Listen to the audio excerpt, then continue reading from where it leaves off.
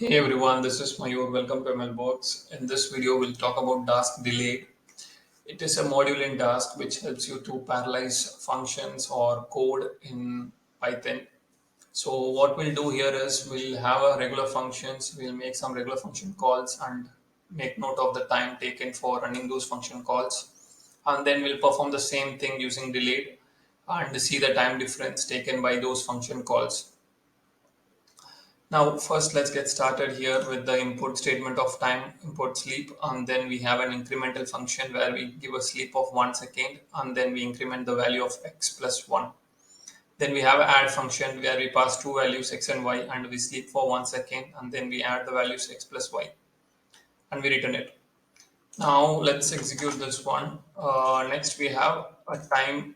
There is a magic function time which is used in Jupyter notebooks which will provide you the time taken for running the cell. Now here we make a function call increment 1, increment 2 and it is getting stored in x and y and we store add x comma y into z. Now let's run this. Let's see the time taken for this. So it took 3 seconds. Okay, it waited for this. This took 1 second. This took 1 second, and this also took. Adding these because it has to wait. Z has to wait for what these to get executed. So it has taken another seconds for getting added. Okay. Now, what will happen when we use Dask.delayed? Okay, so to apply Dask.delayed, what you have to do is first import the package Dask and just add a decorator like Dask.delayed on top of the function, and you are done with any other changes required for the function to become Dask delayed or a module of Dask or become a delayed object. Okay, as per like the documentation. So we have increment, again we sleep 1 second. It is the same function which we written earlier here. Okay, just a decorator is added on top of it and we make the same set of function calls, and these function calls does nothing but it will just build a graph in the backend without doing any computation. So I didn't run this first. I'll run this first. And now I'll run this.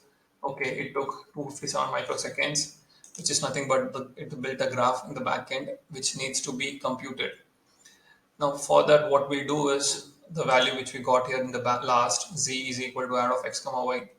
We'll just put a dot compute on top of it, and it will run the all these function x, y, and this one add function.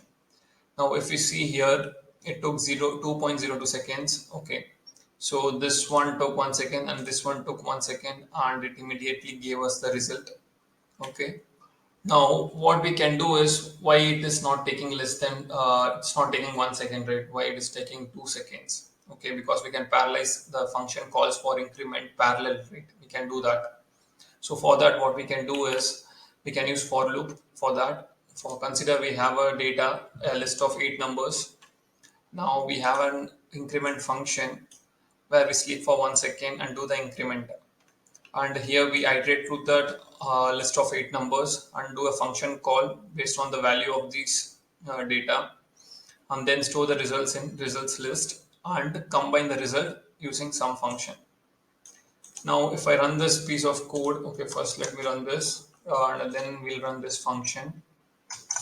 This piece of code, we'll notice that it takes around 8 seconds because 8 function calls are made. Each call takes 1 second. So totally 8 seconds will be done. Okay. So the total wall time taken is 8.01 seconds because each function call from one or function call from two all took 1 second. So it took 8 seconds in total.